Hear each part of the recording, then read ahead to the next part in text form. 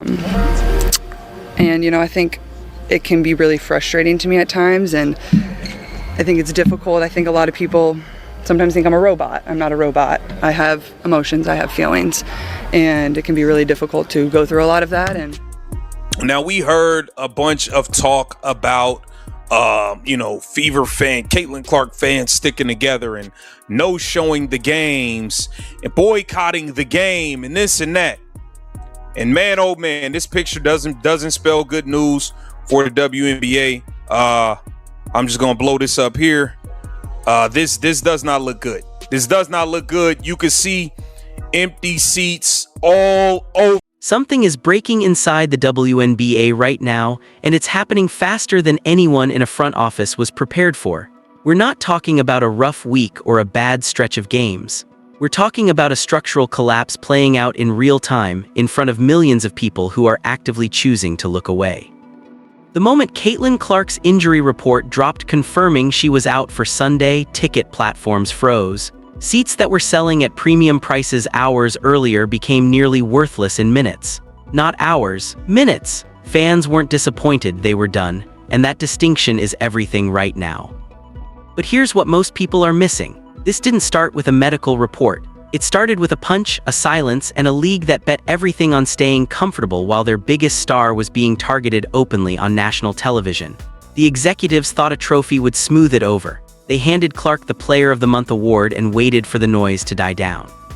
It didn't die down, it got louder. And what's coming next is something the WNBA's entire PR machine was never built to handle. Let's get into it. There are moments in sports that don't just cross a line, they erase it entirely. The Alyssa Thomas incident was one of those moments. What happened on that court wasn't ambiguous. It wasn't the kind of play that requires 5 slow-motion replays and a panel of analysts before anyone can form an opinion. It was visible, it was physical, and it was directed at the most recognizable player in women's basketball today. Clark took the hit. The arena went quiet in that specific way it does when thousands of people simultaneously process whether they just witnessed what they think they witnessed. And then the referees made their call, or more accurately, they made the decision not to make one. No review, no flag, nothing. The officials on that floor looked at what happened and chose to move on like it didn't exist. That choice sent a message louder than any statement the league could have released afterward. Veterans get covered, new blood gets managed. And if you happen to be Caitlin Clark, the player single-handedly responsible for the WNBA's most significant viewership surge in recent memory, you take the hit, get back up, and keep generating revenue for an institution that isn't extending you the basic courtesy of protection. I think things like that, and I think a lot has obviously come after that, and as I've stood up here and said before, like the harassment, the hate, none of that is okay. That goes for the opposing team we play, that goes for my teammates, that goes for my coaches. There should never be a question of character. Like I've always stood up here and said that, and that's truly what I believe. That's how I was raised. So, none of that is okay, and I don't want anybody to ever experience that. I think it can be really frustrating to me at times, and I think it's difficult. I think a lot of people sometimes think I'm a robot. I'm not a robot. I have emotions, I have feelings, and it can be really difficult to go through a lot of that. And I'm 24 years old trying to navigate a lot, and I think at times I've been in this world for 4 years now, and you would never change any of it, but there are times that it is hard, and there are times that it probably affects me a little bit more than I do put on, and I would never change any of that for the world, but I think it's important that people do remember that part of it too. So at the same watching at home didn't need a replay breakdown to understand what they saw. The reaction was immediate, and it was angry. Questions started flooding in across every platform. Why wasn't that reviewed? Was there a conversation at all? Did anyone in authority watch that footage and make a conscious decision to let it go? Those questions didn't fade after a news cycle, they compounded. And the league's response, a near-complete absence of anything meaningful, transformed a controversy into a crisis. Because when a moment demands clarity and the institution responsible for providing it says nothing, the silence becomes its own answer. Fans read it, players read it, sponsors read it, and none of them liked what it said. What made it worse was the timing. This wasn't happening in a vacuum. The WNBA had spent months positioning itself as a league in the middle of a genuine cultural breakthrough. Record ratings, sold-out arenas, corporate sponsorships from brands that hadn't previously considered women's basketball part of their strategy. All of it was real, and all of it had been built on the momentum Clark brought into the league the moment she arrived. To watch the officials on the floor treat her like the rules applied to everyone else in the building except the person hitting her, that contradiction was impossible to ignore. And for a fan base that had already been paying close attention to how the league handled Clark's presence, it felt less like a missed call and more like a pattern finally revealing itself in the most public way possible. There were people inside that arena who stopped watching the game after that moment and started watching the officials instead. Started watching the benches. Started watching the faces of the league representatives sitting courtside to see if anyone at all was going to acknowledge what had just happened in front of thousands of witnesses. Nobody did. And by the time the final buzzer sounded, the conversation had already moved well beyond basketball. It was about accountability. It was about who this league actually protects and who it leaves exposed. It was about whether the institution that had been handed the most valuable moment in its modern history was going to treat it with the seriousness. That thing in between their ears, called a brain, they don't really use it. And when they do use it, they don't use it well. Oops. Moving on. Caitlin Clark also named the Eastern Conference Player of the Month by the WNBA. Now, this actually surprises me. Not that she doesn't deserve it, but that they actually gave it to her. You know what I mean? Not that she doesn't deserve it, because I know she does. But after all this hoopla, after all this hoopla, if you get it, if you get that reference, you get that. What a load of hoopla! Her winning the Eastern Conference Player of the Month, I'm surprised the WNBA gave it to her with all of this stuff going on. Averaging 21.9 points per game, 45.6% from the field, 8.2 assists, and 4 rebounds per game. Historical numbers. Historical numbers. So shout out to Caitlin Clark for winning Eastern Conference Player of the Month. Now this is Rose Gold. Her last name's harder to pronounce than Shanae's. This is Rose Gold talking about Caitlin Clark. Should she publicly address the online hate? Let's take a look. Do I think Caitlin should say something? I don't think that she has the responsibility to. I think it's still a lot. It's unfair to put that on a player, but I have a lot less grace for it than I did in 2024, where I was like, hey, she just got here. There's so many people using her to, further agendas. She's a kid, blah, blah, blah. This is now 3 years into her career. And if she's silent, it's her decision to do so. And it will be read as such. I don't think she has to, but the choice to be silent is also an action. And that will be judged. And for me, this is the opinion of Roz, I think it would be cool to hear from Kayla. I think she's a good person. I'm sure she's not at all, hoping these types of things happen to her fellow colleagues of the WNBA. I think it'd be cool if she was like, yo, don't do this. It deserved. The answer, based on everything that followed, was not reassuring, and Clark had clearly heard it loud and clear. Standing at that podium after everything that had unfolded, Clark said something that cut straight through the noise surrounding her. Simple words delivered without drama that somehow carried more weight than anything the league's PR team had managed to produce in weeks. I think a lot of people sometimes think I'm a robot. I'm not a robot. I have emotions. I have feelings. That wasn't a rehearsed line. That was a correction, a direct pushback against a false image that had been quietly constructed around her. The idea that because Clark handles pressure well publicly, because she doesn't visibly break down, because she keeps performing at a historically elite level through all of it, she must not be affected by any of it. That somehow the scrutiny, the harassment, the physical targeting, and the media narratives all just bounce off her without leaving a mark. She's 24, she's been navigating this level of exposure for 4 years. And while she made it clear she wouldn't trade any of it, she also made it clear that performing in vulnerability would be dishonest, and she was done being dishonest about that part. She pushed back specifically on a media headline that had been circulating, framing this season as nothing but frustration for her and the Fever. Her response was sharp and immediate. Nobody asked her. No reporter sat down and said, "Hey, is this still fun for you?" They assumed the answer, packaged it, and ran with it. And that specific frustration, having your own experience narrated for you by people who never bothered to check the facts, came through in every word she said. She was equally clear on— And we can do better at that. And I think it'll help our game grow a lot more. And that goes for obviously the Fever and whatever. But at the same time, you guys are here in this arena every time we play. And the amount of people that are passionate and love the game and respect the other team and the young girls and the young boys that show up. Like, we can't lose sight of that. And that's whether we're here at home and whether that's we're on the road. And, you know, there's a lot of really, really great people that, you know, love this league and love our organization. And, you know, I'm thankful to be here in an organization that has my back and will always stand up for me. And, you know, I think we can't ever lose sight of that. Like, the joy and the fire and the fun, like, that's why you play this game. And I think it kind of goes back to a little bit of my frustration. Like, I remember seeing a headline is like, and I don't remember who wrote this, and I try to stay away from social media as much as I can, but sometimes it can be hard. Like, I need to be aware of certain things, and obviously my team makes me aware of certain things. And it was like, the headline read like, this season has been everything but fun, and they're just full of frustration for Clark and the Fever. And I'm like, no one ever asked me that. Nobody ever asked me that. Like,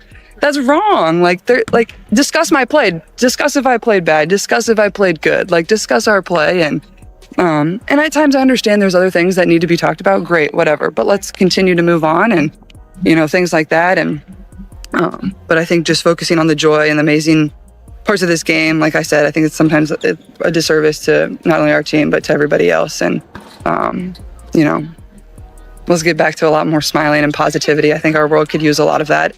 And then On the harassment issue, unambiguous, deliberate. The hate directed at anyone connected to this situation, opposing players, her teammates, coaches, is not acceptable and does not represent her values. She didn't draw those lines based on which fan base was doing the harassing. She drew one universal line and stood firmly on it. But what made this press conference moment genuinely remarkable wasn't just what she said about the targeting or the media. It was what she said when someone asked her directly what the league actually does to help players filter through the online hate and toxicity. Her answer was essentially, she doesn't know if they do much of anything. You can put out statements, she said, but at the end of the day, you're in the entertainment business and mental toughness has to come from the individual. Some people can handle it, some can't, and you can tell the difference. That's not a ringing endorsement of the WNBA's support structure. And everyone in that room understood exactly what it was, a player at the center of the league's biggest cultural moment telling the world on camera that the institution responsible for her welfare might not be doing its job. She also addressed the joy piece, which got less attention but matters just as much. She talked about the fans who show up with genuine love for the game, the young kids in the stands, the people who travel to road games and cheer respectfully. She said the noise and the controversy shouldn't make anyone lose sight of how much good energy still exists around this sport. That balance, being honest about the difficulty while refusing to let the darkness provide for you guys as players to kind of help you try to filter through some of the hate and things that negative things that come through on social media. You know, I think that honestly, I don't know what our league does to help with that. If they really do anything, you know, you can put out statements as much as you want, but at the end of the day, you're in an entertainment business. That's when mental toughness comes in. If you're gonna live by praise, you're gonna die by the hate. And so I think that's on the individual person to have mental toughness. Some people can deal with it, some people can't. And I think you can see the ones who can. And unfortunately, there are some who can't. And it's not beneficial to them. But you can't control what other people say or what other people do. All you can do is control yourself, how you treat people. Speak up, you know, and support people who, you know, maybe don't have a voice or don't have the courage to do that. But you know, it's one of those things. You're in the entertainment business and you have to expect it. How do you try to filter through some of that stuff or you just avoid it? I don't know if you guys don't know, but I don't care. Like, I don't care. And I think that's with the good stuff, like the meme, like, I think that's funny and it's cool, but like, is that my whole identity and that's what I'm thriving on? No, it's not. Like, I think it's funny. But yeah, I just don't care. I think people are funny, people are dumb, and you know, they let them completely overshadow what she loves about the game is what makes Clark different from almost any athlete navigating this level of pressure at her stage of career. She's not performing strength, she's actually built that way, and the league she plays for is lucky she is, because without that foundation, this situation could have looked a lot worse a lot sooner. While Clark was navigating her own storm at the podium, something was building in the background that the league was significantly less prepared for. Because Clark, for all the pressure on her, has been doing this long enough to know how to stand in front of cameras and hold herself together. Her teammate Sophie hadn't reached that same level of institutional patience, and by all accounts, she had run completely out of it. What sources close to the team described wasn't a coordinated press conference response or a carefully timed social media statement. It was the kind of confrontation that happens when someone has been watching an injustice compound for too long and finally decides they're no longer willing to stay composed about it. Sophie, according to reports, pushed back hard in a backstage exchange that league representatives were genuinely not ready for. Not in vague, deniable terms, directly, pointedly, asking the specific questions that people in suits find most uncomfortable because they don't have clean answers to them. The core of what she reportedly said was this: why are your top players being used as the financial engine of this entire operation while being left completely unprotected when they're physically targeted on the court? Why does the revenue flow in one direction and the accountability flow nowhere? It's worth noting these are reports and speculation from sources close to the situation, not confirmed statements. But the fact that multiple people close to the team are describing a similar version of events suggests something significant happened in that room regardless of the specific words used. What's been confirmed is the energy that surrounded it. There were apparently attempts to limit what was being captured on camera during parts of that exchange. Whether those attempts were fully successful isn't clear, but the fact that they were made at all tells you how seriously the league took what was being said and how damaging they believed an unfiltered version of it could be if it reached the public. This is where the story shifts from being about one incident to being about something systemic. Because what Sophie reportedly did wasn't just one teammate defending another teammate after a dirty play. It was players collectively signaling that the informal agreement they've been operating under, stay in your lane, absorb the hits, trust the institution to eventually do the right thing, was no longer one they were willing to honor. That shift matters enormously. Professional sports leagues run on a certain level of player compliance with institutional norms. Players grumble privately. They vent to agents and family, but they rarely confront the system directly in terms that can't be walked back or minimized. When they do, it usually means the private frustration has reached a level that public exposure feels less risky than continued silence. For Sophie to reportedly go as far as she did in that setting suggests the private frustration inside that locker room had been building well beyond what was visible in any press conference or post-game interview. Other players around the league are watching how this is handled. They're forming opinions about what the league's response says about how it views player welfare versus institutional convenience.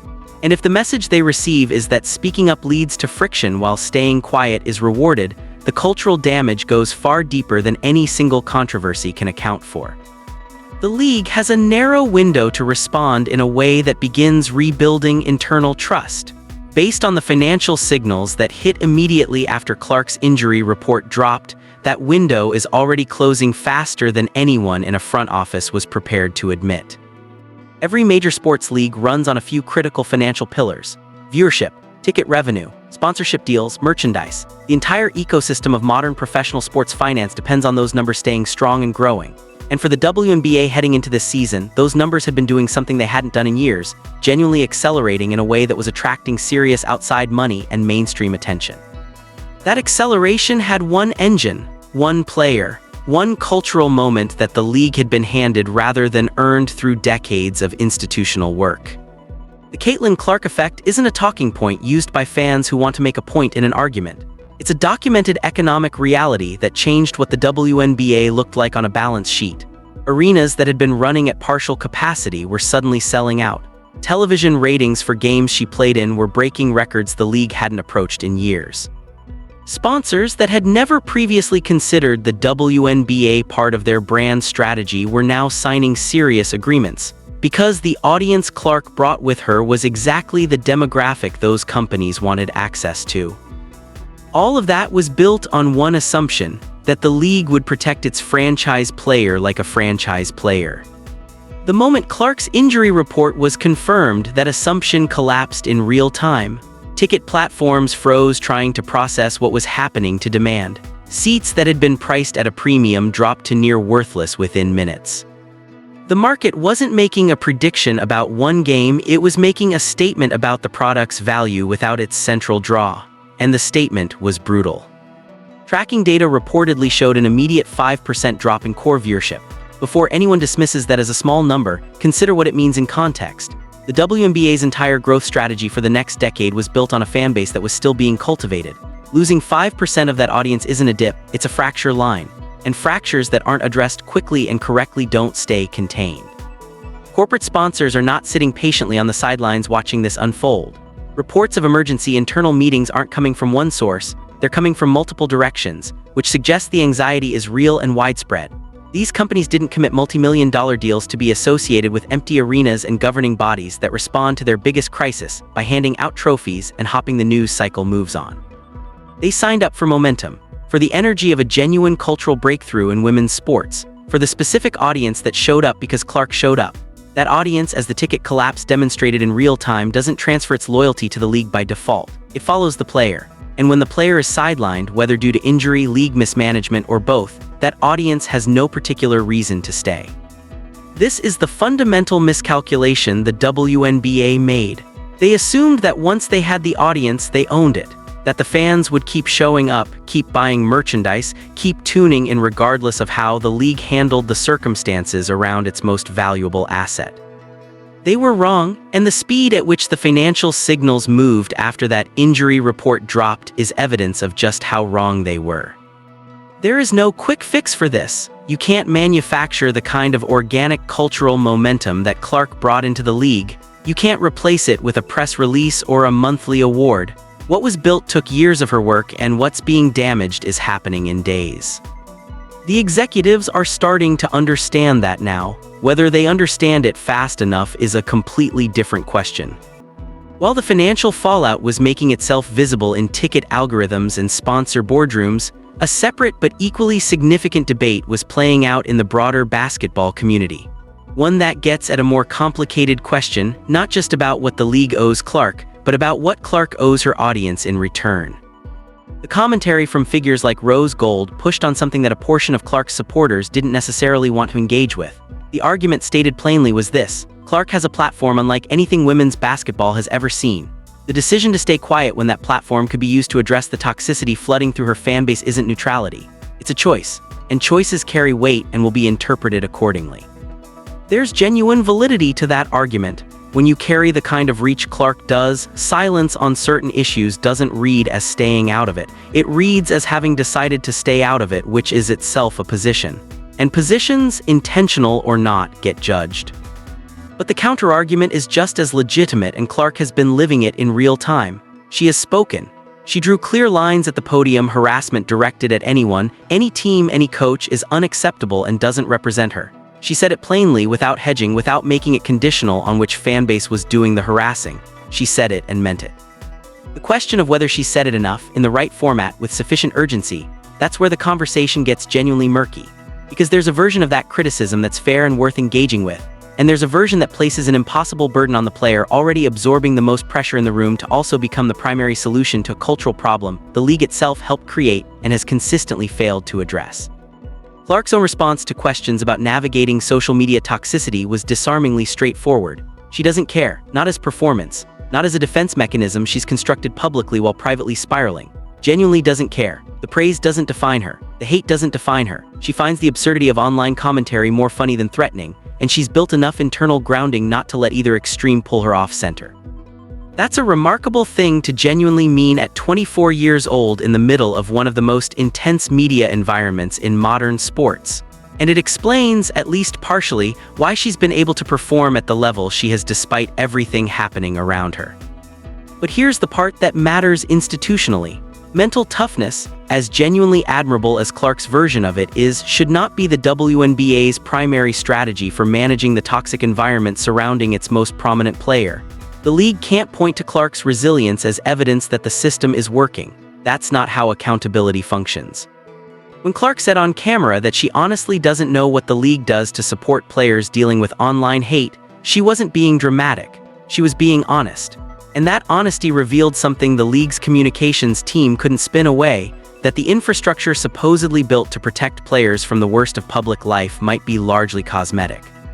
Players shouldn't have to navigate hate campaigns, physical targeting on the court, and institutional silence all at once while also being expected to be the emotional and cultural glue holding the fanbase together.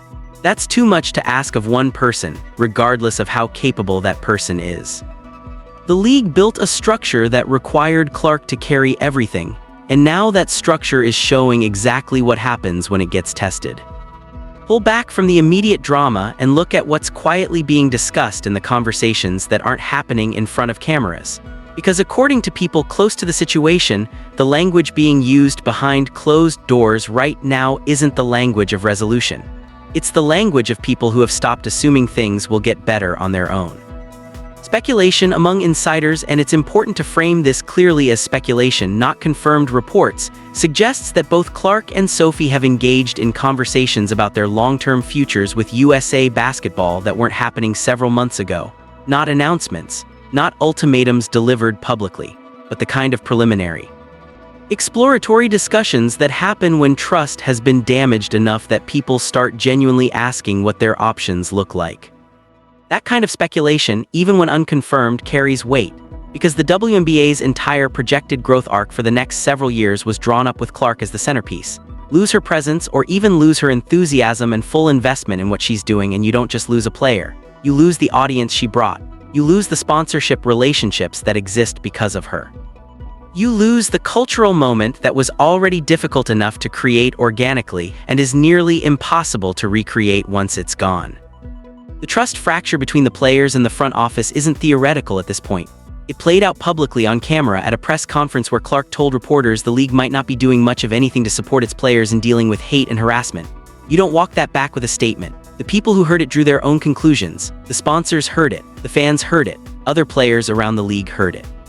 What the league does in the coming weeks, specifically whether any meaningful disciplinary or structural response emerges in reaction to everything that's happened, will either start the process of repairing that fracture or confirm what a growing number of people are starting to believe, that the institution is more invested in managing optics than in actually fixing the environment its players compete in. There's a specific dynamic worth watching here. Other players around the league have been observing all of this carefully. Some have stayed quiet because speaking up carries professional risk, potential fines, friction with the front office, being labeled as difficult. But the example Sophie reportedly set by speaking up regardless of those risks changes the calculus for other players who have their own frustrations they've been keeping private. If the league responds to that kind of pushback with punishment, the message it sends to the broader player pool is unmistakable. If it responds with genuine structural change, it might actually begin rebuilding some of what's been lost. But history with institutions in this position suggests the initial response is almost always to protect the institution first and address the underlying problem second, if at all. That pattern, prioritize control over correction, is exactly what got the WNBA to this moment in the first place. Clark in her press conference talked about wanting to get back to the joy of the game, about remembering why you play in the first place, about the genuine love that exists between the sport and the fans who show up with real energy and respect. Those words weren't nostalgia. They were a reminder directed as much at the league as at the media, asking the questions that the game itself is still worth protecting. Whether the people in charge of protecting it are willing to do what that actually requires is the question everything comes down to now. Pictures of empty arenas have a way of cutting through institutional spin that no press release can match. You can craft the most carefully worded statement imaginable. You can schedule the right media appearances, time the right social posts, and deploy every tool in the modern PR playbook. But when cameras pan across a stadium that's supposed to be full, and the seats are sitting there, empty, visible, undeniable, the story tells itself better than any communications team ever could. That's the reality the WNBA is starring at right now, and the fan movement behind it didn't materialize out of nowhere. The no-show momentum building in Clark's fan base wasn't random internet noise. It was a direct response to a specific sequence of events. Fans who had invested genuine money, time, and emotional energy into following this league through what felt like a historic turning point looked at everything that happened, the hit, the official silence, the league's non-response, the injury report, and made a deliberate decision. If the league isn't going to protect what they showed up to see, they're not going to show up for what remains. Some will argue this is typical fan overreaction, that boycott threats in sports rarely translate into sustained, meaningful absence. And historically, there's truth to that. Fans tend to come back. But this situation has structural features that make the standard recovery playbook less reliable than usual. The Clark audience isn't a traditional sports fan base cycling through frustration. A significant portion of the people who started watching the WNBA because of her weren't existing basketball fans transferring loyalty. They were genuinely new. They came specifically because of her, because of what she represented, because of the particular kind of excitement she brought into every building she entered. They don't have a decades-long habit of watching WNBA games that pulls them back even through rough patches. Their attachment is to Clark, and when Clark isn't there, their reason to tune in disappears alongside her. That's a fundamentally different retention problem than the league has ever had to solve before. And the speed at which ticket values collapsed the moment her absence was confirmed shows just how concentrated and non-transferable that audience actually is. The financial pressure this creates on the front office is compounding. Every game with visibly reduced attendance is a data point that sponsors can look at. Every empty seat is a negotiating chip for the next contract discussion. Every week of declining viewership metrics makes the league's growth narrative harder to sell to the outside investors and broadcast partners who had started paying serious attention. What's making this particularly difficult for the league to manage is that the fan sentiment isn't disorganized or purely emotional at this point. There's a coherent, articulable frustration at the center of it. Fans know what they're upset about. They can explain it clearly, and that clarity makes it harder to dismiss as misplaced outrage that will naturally cool down over time. The league needs this to be a short story with a clean resolution. What it's getting instead is a longer, more complicated narrative with an audience that is paying close attention to every development and hasn't decided yet whether what it sees justifies returning. That distinction between fans who are temporarily frustrated and fans who are genuinely reconsidering their relationship with the product is the most important variable in this entire situation. And right now, based on everything visible from the outside, the league doesn't appear to have a clear read on which side of that line its audience is sitting on. That's a dangerous place to be when the financial clock is already running. Step back from every individual moment, the punch, the silence, the press conference, the empty seats, and look at what the shape of all of it actually means. A league that was handed an extraordinary once-in-a-generation opportunity to build something lasting made a series of choices that prioritized institutional comfort over player protection. And the consequences are now visible in the most public, undeniable way possible. Caitlin Clark is not just a basketball player caught in a controversy. She's become the clearest measure of whether the WNBA is serious about what it claims to stand for. Every statement the league has ever made about player welfare and competitive integrity now gets measured against what happened on that court and what followed after. The audience isn't waiting for a perfect resolution. They're waiting to see if the people in charge are even capable of honesty about what went wrong.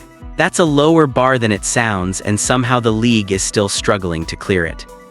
The real question isn't whether Sunday becomes a ghost town. That's already decided. The question is whether the WNBA looks at this moment and actually learns something from it, or keeps pretending the problem is the coverage rather than the cause. Drop your thoughts below. We're reading every single one.